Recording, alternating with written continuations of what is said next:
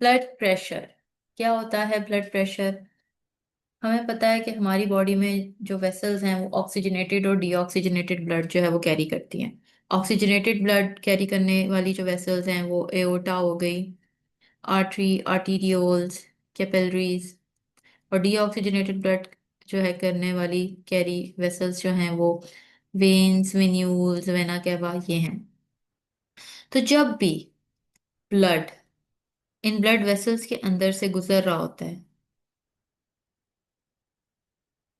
तो ब्लड जो है वेसल्स के ऊपर एक प्रेशर एक्सर्ट करता है।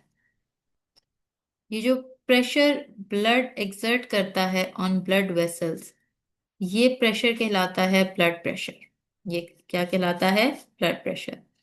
अब ये ब्लड प्रेशर जो है, इन केस ऑफ, आप कह लें, वेंट्रिकल सिस्टोल, वेंट्रिकल सिस्टोल के केस में ये ब्लड का जो प्रेशर होता है आपकी सिस्टेमिक वेसल्स के ऊपर सबसे ज्यादा होता है। तो इसको कहते हैं, वेंट्रिकल सिस्टोल को कहते हैं सिस्टोलिक ब्लड प्रेशर। और at the time of ventricular diastole या वेंट्रिकुलर रिलैक्सेशन, आपका ब्लड प्रेशर जो होता है वो आपके वेसल्स के ऊपर मिनिमम होता है। तो that is 80 millimetre of mercury. और इसको डायसिस्टोलिक डायस्टोलिक जो है ब्लड प्रेशर कहा जाता है, और सिस्टोलिक जो है वो 120 मिलीमीटर ऑफ मर्करी। ये आपने यूनिट भी साथ ध्यान रखना है। तो systolic blood pressure ventricular systole के टाइम पे है, diastolic blood pressure ventricular diastole के टाइम पे है। ये वेंट्रिकुलर सिस्टोल क्या है, डायसिस्टोल क्या है, ये आप लोग जो है कार्डिक साइकिल वाले लेक्चर में एक दफा उसको देखो। उसमें आपको पता चलेगा कि what is ventricular systole and what is ventricular diastole. तो यहाँ पे अगर हम लोग डायग्राम में भी देखें ना, तो ये एक ब्लड वेसल दिखाई हुई है। और इसमें देखें, ब्लड जो है वो वेसल के ऊपर फोर्स जो है एक्सर्ट कर रहा है। हम लोगों ने ये भी पढ़ा था कि एक वॉस्कुलर रेजिस्टेंस भी होती है, आपकी वेसल्स भी ब्लड के ऊपर जो है वो एक फोर्स अप्लाई करती हैं। अब वो वॉस्कुलर रेजिस्टेंस भी बड़ा रोल प्ले करती है आपके ब्लड प्रेशर के ऊपर, वो हम आगे पढ़ेंगे कि क्या उन कौन से फैक्टर्स हैं जो कि कंसीडर किए जाते हैं आपके ब्लड प्रेशर को कम या ज्यादा करने में। अच्छा, सबसे पहले अब डेफिनेशन। डेफिनेशन क्या है कि जब ब्लड प्रेशर जो है वो प्रेशर है जो कि ब्लड जो है वॉल्स या वॉल ऑफ ब्लड वेसल के ऊपर एक्सर्ट करती है, या दूसरे अल्फाज के अंदर हम कहें कि आर्टीरियल ब्लड प्रेशर जो है वो फोर्स है जो सर्कुलेटिंग ब्लड एक्सर्ट करता है सिस्टेमिक आर्टरीज के ऊपर, या सिस्टेमिक सर्कुलेशन के लिए जो आर्टरीज हैं उनके ऊपर। सिस्टोलिक ब्लड प्रेशर जो है ये मैक्सिमम प्रेशर है, डायसिस्टोलिक है ये मिनिमम प्रेशर है। सिस्टोलिक ब्लड प्रेशर जो है ये वेंट्रिकल सिस्टोल के टाइम पे आता है। डायसिस्टोलिक ब्लड प्रेशर जो है ये वेंट्रिकल डायसिस्टोल के टाइम पे आता है। सिस्टोलिक ब्लड प्रेशर का मतलब है कि वेंट्रिकल सिस्टोल के टाइम पे ब्लड कितना प्रेशर जो है वो ब्लड वेसल्स के ऊपर लगा रहा है। और वेंट्रिकल डायस्टोलिक प्रेशर का मतलब है कि वेंट्रिकुलर डायसिस्टोल के टाइम के ऊपर, वेंट्रिकल डायसिस्टोल के टाइम के ऊपर आपका जो ब्लड है वो कितना प्रेशर जो है वो ब्लड वेसल्स के ऊपर एक्सर्ट कर रहा है। सिस्टोलिक ब्लड प्रेशर जो है उसकी नॉर्मल वैल्यू क्या है? 120 millimetre of mercury. Diastolic pressure की क्या है? 80 मिलीमीटर ऑफ मरकरी। अब ब्लड प्रेशर जो है वो हम लोगों ने मेजर करना है, उसके लिए स्फेग्मोमेनोमीटर होता है, ये इधर बनाया भी हुआ है इन्होंने। इसके अलावा जो है, अब तो बहुत से ऑटोमेटिक भी आ चुके हुए हैं, ये मैनुअल है। इसके अंदर मरकरी या एरोनाइट टाइप होता है। पेशेंट को एटलीस्ट 15 to 20 मिनट्स आराम से रेस्टिंग हालत में बिठा देते हैं या लटा देते हैं, और जो है फिर उसका ब्लड प्रेशर आप लोग लेते हो। अब इसमें ना एक तरीका है, ये हम लोग जो है इंशाल्लाह ब्लड प्रेशर लेने का तरीका जो है वो आपके प्रैक्टिकल में ज़रूर करेंगे। फिर आता है हमारे पास कि ड्यूरिंग द डे कौन कौन सी चीजें हैं जो ब्लड प्रेशर को ऑल्टर करती हैं। सबसे पहले है ड्यूरिंग द डे कौन सी जो है चेंजेस आती हैं। कह रहे हैं कि ब्लड प्रेशर मॉर्निंग में सबसे लोएस्ट होता है, और दोपहर के टाइम या आफ्टरनून में सबसे हाईएस्ट होता है। डायurnal वेरिएशन का मतलब है कि 24 के अंदर अंदर जो है नॉर्मल हालत में कब कब ये जो है नॉर्मली नॉर्मल होगा कि बढ़ रहा है या कम हो रहा है। तो ये एमसीक्यू में भी आ सकता है, आपको इसको अंडरलाइन भी करें।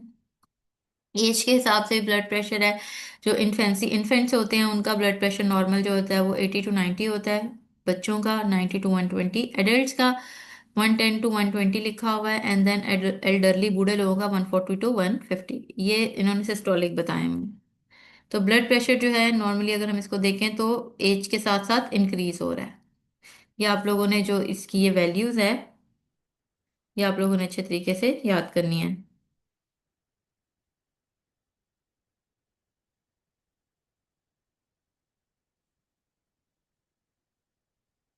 उसके बाद जो है कह रहे हैं कि जेंडर का क्या इफेक्ट पड़ता है ब्लड प्रेशर के ऊपर। फीमेल्स का, जिनका मेनोपॉज आ चुका होता है, उनका सिस्टोलिक और डायस्टोलिक ब्लड प्रेशर जो होता है वो लोअर होता है एज कम्पेयर टू मेल्स। और आफ्टर मेनोपॉज ब्लड प्रेशर में be slightly higher than the male of the same age. Before उनका ज्यादा होगा और आफ्टर जो है उनका कम होगा। बॉडी बिल्ड के ऊपर देखें तो जो मोटे लोग हैं उनका ब्लड प्रेशर ज्यादा होता है, जो थोड़े स्मार्ट स्लिम हैं उनका ब्लड प्रेशर कम होता है। सोते वक्त देखें तो रात को सोते वक्त जब आप लेटे हुए होते हो उस कंडीशन के अंदर आपका ब्लड प्रेशर कम हो जाता है। एक्सरसाइज के टाइम के ऊपर आपका ब्लड प्रेशर जो है, या वॉक करते हुए आपका ब्लड प्रेशर जो है वो सिस्टोलिक ब्लड प्रेशर इंक्रीज करता है, लेकिन आपका जो डायस्टोलिक ब्लड प्रेशर है वो डिक्रीज करेगा। पोस्चर के ऊपर देखें तो स्टैंडिंग पोजीशन के अंदर आपका सिस्टोलिक और डायस्टोलिक दोनों जो है वो इंक्रीज करते हैं। एक्साइटमेंट और इमोशन के केस में, बहुत ज्यादा खुशी और बहुत ज्यादा गम में भी आपका जो है सिस्टोलिक ब्लड प्रेशर इंक्रीज करता है। और उसके अलावा जब आप खाना खाते हो तो खाना खाने के थोड़े अरसे के अंदर अंदर ही, थोड़े टाइम पीरियड के अंदर अंदर ही आपका जो सिस्टोलिक ब्लड प्रेशर है वो थोड़ा इंक्रीज करता है, लेकिन आपका डायस्टोलिक प्रेशर जो है वो थोड़ा सा कम हो जाता है, क्योंकि आपकी वेसोडाइलेशन हो जाती है ब्लड वेसल्स की। अच्छा, ये मैंने आप लोगों को बताया था कि ब्लड प्रेशर कौन कौन सी चीजें जो ब्लड प्रेशर जिनके ऊपर जो है डिपेंड कर रहा होता है। तो ब्लड प्रेशर जो है वो आपके कार्डिक आउटपुट और पेरिफेरल रेजिस्टेंस के ऊपर जो है वो एक्ट कर रहा होता है। तो कार्डिक आउटपुट के आपके हार्ट जो है वो कितना कॉन्ट्रैक्ट कर रहा है और कितना ब्लड जो है वो किस तरीके से कॉन्ट्रैक्ट कर रहा है, पर मिनट कितनी कॉन्ट्रैक्शंस दे रहा है, और उसके अलावा कितना ब्लड वॉल्यूम जो है वो ईच बीट के साथ जो है वो बाहर सर्कुलेशन के अंदर लेके आ रहा है। तो ये दोनों चीजें कार्डियक आउटपुट होती है, आपका स्ट्रोक वॉल्यूम और आपका हार्ट रेट, कि आप कितना तेजी से बीट कर रहा है और कितना वॉल्यूम बीट कर रहा है, कितना वॉल्यूम निकाल रहा है। और दूसरी चीज पेरिफेरल रेजिस्टेंस। पेरिफेरल रेजिस्टेंस मैं आपको बता चुकी हूँ कि पेरिफेरल रेजिस्टेंस क्या होती है। ब्लड वेसल जो ब्लड के ऊपर प्रेशर लगाएगी वो पेरिफेरल रेजिस्टेंस है। हमने पढ़ा ब्लड प्रेशर क्या है। ब्लड प्रेशर का मतलब है ब्लड जो वेसल के ऊपर रेजिस्टेंस लगा रहा है, जो ब्लड जो वेसल के ऊपर प्रेशर लगा रहा है वो ब्लड प्रेशर था। लेकिन इन case of peripheral resistance means जो आपकी ब्लड वेसल है वो भी कोई ना कोई जो है वो स्पेसिफिक फोर्स या स्पेसिफिक कोई रेजिस्टेंस शो कर रही होगी उसको, that is called peripheral resistance. तो ये दो चीजें भी आपने अच्छे तरीके से देख लेनी है, या आपको क्वेश्चन में भी आ सकती हैं। अब यहाँ पे इन्होंने बताया है, ये जेएनसी क्लासिफिकेशन बताई हुई है कि जेएनसी क्लासिफिकेशन के मुताबिक जो है, अगर आपका ब्लड प्रेशर 122 सिस्टोलिक और डायसिस्टोलिक, सिस्टोलिक अगर 120 139 और डायसिस्टोलिक 80 से 89 में जाता है तो आप प्री हाइपरटेंसिव हो। अगर आपका 40 to 159, 140 to 159 और 90 to 99 ब्लड प्रेशर आता है तो आपको स्टेज 1 जो है वो हाइपरटेंशन है। स्टेज 2 हाइपरटेंशन के केस में ये वैल्यूज आ सकती हैं आपकी सिस्टोलिक और डायसिस्टोलिक की। और इन case of emergency hypertensive crisis, जिसमें आपका ब्लड प्रेशर 180 से इंक्रीज कर जाएगा और 110 से इंक्रीज कर जाएगा डायस्टोलिक। ये जेएनसी क्लासिफिकेशन आपने अच्छी तरीके से याद करनी है। अगर आपको ये जेएनसी क्लासिफिकेशन में से आपको एमसीक्यूज भी आ सकते हैं, अगर आपको क्वेश्चन में आएगा, आपने इस ये क्लासिफिकेशन जरूर लिखनी है क्वेश्चन में, अगर आपको बीपी का क्वेश्चन आता है। और ये आप लोगों के प्रैक्टिकल्स में भी मैं करवाती हूँ आप लोगों को नोट डाउन, के आप लोगों को जनरली जो मेडिकल पर्सोनल्स होते हैं, ब्लड प्रेशर एक बहुत कॉमन चीज़ है जो कि अक्सर मेडिकल पर्सोनल्स को कहा होता है यार ब्लड प्रेशर तो चेक कर दो। तो आप लोगों को ये चीज़ों के मैक्सिमम मिनिमम और किस स्टेज के अंदर कितना होता है, किस स्टेज के अंदर कितना होता है, अपर वैल्यूज और लोअर वैल्यूज आपको पता होनी चाहिए। और नॉर्मल वैल्यू क्या होती है, नॉर्मल वैल्यू जो है वो ये लिखी हुई है। उसके बाद जो है यहाँ डायग्राम से मैं आपको शो करती हूँ। डायग्राम से ये देखें कि एक ये नॉर्मल ब्लड वेसल दिखाई हुई है, इसके अंदर से जो है वो ब्लड फ्लो कर रहा है। अब हाइपरटेंशन के केस में ब्लड प्रेशर कैसे इंक्रीज करता है, आपका जो ब्लड वेसल का जो ल्यूमेन स्पेस होता है, ये जो इसके अंदर जो खाली स्पेस है, वो कम हो जाता है। वो किसी दो तीन वजह से कम हो सकता है, या तो उसकी वॉल की थिकनेस इंक्रीज हो गई है, या फिर वेसल के अंदर प्लॉक लग गया, कुछ भी है, किसी वजह से भी उसका जो ल्यूमिन स्पेस है वो कम है। तो ब्लड का वॉल्यूम तो सेम है, लेकिन ब्लड गुजरने के लिए जगह कम हो गई है। तो इस तो ब्लड गुजरने के लिए अगर जगह कम हो गई है, तो फिर जगह कम है, ब्लड ज्यादा है, तेजी से गुजरेगा ब्लड, तो इस वजह से ब्लड प्रेशर इंक्रीज हो जाता है। सेम यही चीज देखें कि नॉर्मल ब्लड वेसल जो है, ब्लड के पास स्पेस ज्यादा है, प्री हाइपरटेंशन में थोड़ा कम स्पेस हो जाता है, लेकिन हाइपरटेंशन के केस के अंदर बहुत ही कम स्पेस हो जाता है ब्लड को फ्लो करने के लिए फ्रॉम ब्लड वेसल। तो अगर हमारे पास इसका क्वेश्चन आता है, तो आप लोगों ने इसका डेफिनेशन, देन मेजरमेंट, फिर ये जो कौन कौन से फैक्टर्स अफेक्ट करते हैं, क्या क्या वेरिएशंस आती हैं इसके अंदर, और फिर ये रेगुलेशन का ये चीज़ भी लिखनी है, एंड देन जीएनसी क्लासिफिकेशन भी। ये आपका कंप्लीट 5 नंबर का सवाल होगा, अच्छे तरीके से आपने अटेम्प्ट करना है इसको, मजीद डिटेल में नहीं जाना हमने, क्योंकि आपके सब्जेक्ट में जितना पोर्शन है हमने उतना ही पोर्शन कवर करना है, क्योंकि आपको पेपर इसी पोर्शन में से काउंसिल ने देना है। फिर यहाँ पे बता रहे हैं व्हाट इज पल्स।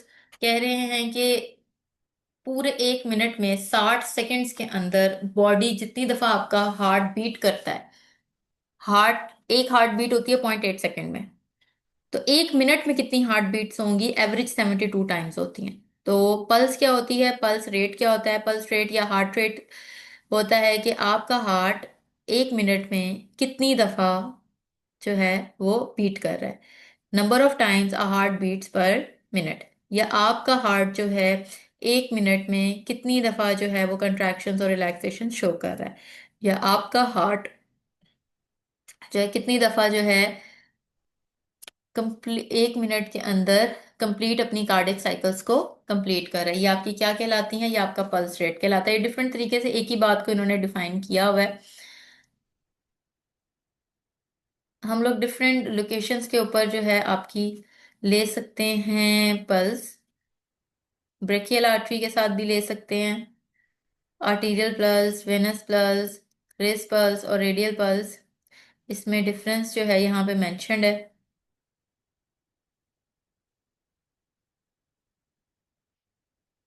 अब ये जो आप लोग की रेस पल्स है, मोस्टली हम लोग रेस पल्स ही देखते हैं, जिसमें हम लोग यहाँ पे डायग्राम से भी शो किया गया है।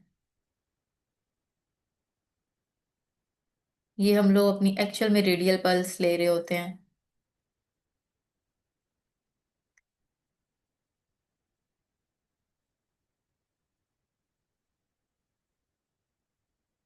अच्छा, इसमें डेफिनेशंस ही हैं बस, और उसके बाद जो है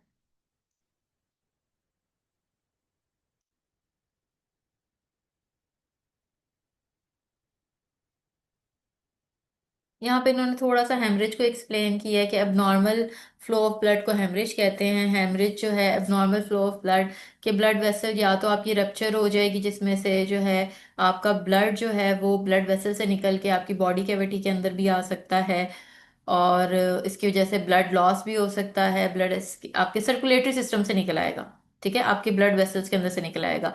कोई ट्रॉमा की वजह से, कोई एक्सीडेंट हो गया, कोई ट्रॉमा हो गया जिसकी वजह से ये हो सकता है। और इसके अलावा कह रहे हैं इंटरनल हेमरेज भी हो सकता है, एक्सटर्नल हेमरेज भी हो सकता है। इंटरनल हेमरेज ज्यादा नुकसानदेह होता है, क्योंकि आप फर्ज करें आपको कोई ठोकर लगी, आप गिरे हो, आप थोड़ी देर बाद ठीक हो गए हो, लेकिन इंटरनली अगर ब्लीडिंग होना शुरू हो गई, आपको नहीं पता इंटरनली ब्लीडिंग हो रही है, ये आपके लिए ज्यादा नुकसानदेह है। एक्सटर्नल हेमरेज में तो चलो एटलीस्ट आपको नजर आता है कि कोई कट लगा है, या कोई एक्सीडेंट हुआ है, कोई कट लगा, कुछ भी हुआ, आपको नजर आता है कि ब्लीडिंग हुई है। इंटरनल ब्लीडिंग सम टाइम पकड़ी जाती है, क्योंकि आपको जो है एक्सटर्नल सरफेस के ऊपर एक्यूमुलेशन ऑफ ब्लड या ब्रूजिंग नजर आ जाती है, लेकिन मोस्टली इंटरनल ब्लीडिंग जो होती है वो नहीं पकड़ी जाती। तो ब्लीडिंग जो है नॉर्मल हालत में ना, नॉर्मल हालत में अगर हाँ किसी का कोई बहुत बड़ा एक्सीडेंट हुआ है, तो फिर तो मेक श्योर होता है कि हाँ इंटरनल ब्लीडिंग होगी। तो वरना जो है नॉर्मली अगर आपको छोटी मोटी कोई चोट लगी है, गिरे हो आप कहीं से, और आप उसको मजीद चेकअप वगैरह ना करवाओ, तो इंटरनल ब्लीडिंग जो है वो इतनी जल्दी क्रैक नहीं हो पाती। इसको बस यही चीज लिखी हुई है, इसको आप एक दफा रीड कर लीजिएगा। इसमें इन्होंने कुछ एक दो टर्मिनोलॉजीज बताई हुई हैं कि कंप्लीट लॉस ऑफ ब्लड जो है उसको एक्सटेंगुनेशन कहते हैं, एक मिनट, ये मैं आप लोगों को साथ साथ हाईलाइट भी कर देती हूँ, इसको आपने अपनी बुक में भी हाईलाइट कर लेना है। और मैसिव ब्लड लॉस को डिसएंगुनेशन कहते हैं। कंप्लीट लॉस का देख लेना, कंप्लीट लॉस को EX से कहा जा रहा है, और मैसिव मतलब बहुत ज्यादा हुआ है उसको DE से डिसएंगुनेशन कहा जाता है। और उसके अलावा अगर आपकी बॉडी का, healthy person can endure up to 10 to 15% loss of blood volume. जैसे हम लोग ब्लड डोनेट भी करते हैं, तो उसमें हम लोग अपने बॉडी का 8 to 10% जो है वो ब्लड डोनेट कर देते हैं। और मैक्सिमम आप कितना जो है लॉस बर्दाश्त कर सकते हो, 10 to 15% तक, लेकिन इससे ज्यादा होगा तो वो मैसिव ब्लड लॉस की तरफ चला जाएगा। और अगर आपकी बॉडी के अंदर से कंप्लीटली तौर पर ब्लड निकाल दिया जाएगा, दैट इज एक्सैंग्विनेशन। तो ये उन्होंने साथ थोड़ा सा ये टर्मिनोलॉजीज भी एक्सप्लेन की है। फिर ये ऊपर वही, इंटरनली हो सकती है, एक्सटर्नली हो सकती है। अगर एक्सटर्नल है तो आपकी किसी ना किसी जो है बॉडी से कट नहीं लगा, फिर भी एक्सटर्नल है तो आपकी कोई बॉडी ऑरिफिस के अंदर से ब्लड जो है पास आउट होगा, जैसे आपके nose, vagina, in case of females mouth, ear, anus वगैरह से जो है वो ब्लड निकलेगा, या तो फिर कोई स्किन कटी है कहीं से, फटी है तो उधर से निकलेगा। इंटरनल के अंदर जो है वो इंटरनली ही ब्लीडिंग होती है। और यहाँ पे थोड़ी सी बताया हुआ है कि हेमरेज का मतलब जो है, हेमरेज का वर्ड जो है वो ग्रीक जुबान से निकला है। इसका हेमा मींस ब्लड एंड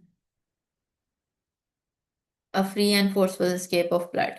ये आप इसको भी एक दफा देख लें, ये आपको 5 नंबर का हेमरेज का क्वेश्चन आ सकता है कि ब्लीडिंग या abnormal flow of blood is called as haemorrhage. External haemorrhage और इंटरनल हेमरेज, ये दो तरह की टाइप्स हैं। अच्छा, ये पल्स का भी आपका एक प्रैक्टिकल है, ये भी इंशाल्लाह पल्स हम उधर डिटेल में करेंगे, वरना इसके अलावा यहाँ पे सिर्फ और सिर्फ डेफिनेशंस हैं।